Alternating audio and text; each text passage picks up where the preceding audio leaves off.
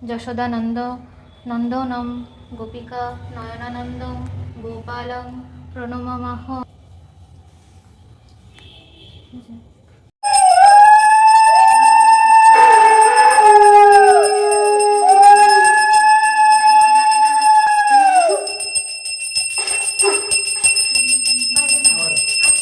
Actually পুজোটা আমরা নিজেরাই করেছিলাম, আর এত আয়োজন সব কিছু সবটা তো গোপু সোনার জন্য।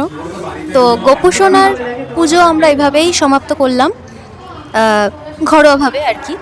পুরোহিত ডাকা হয়নি। আর গোপু সোনাকে কিন্তু বৃন্দাবন থেকে আমরা এনেছিলাম।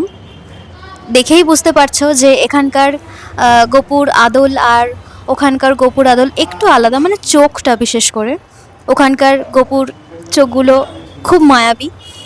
তো যাই হোক, তোমাদের কেমন লাগলো ভিডিওটা অবশ্যই জানাতে ভুলো না, আর তোমাদের সাপোর্টটাও আশা করব। আর পরবর্তী ভিডিওর জন্য অপেক্ষা করো, আবার নতুন কোনো ভিডিওতে তোমাদের সাথে দেখা হবে। আজকের মতন টাটা।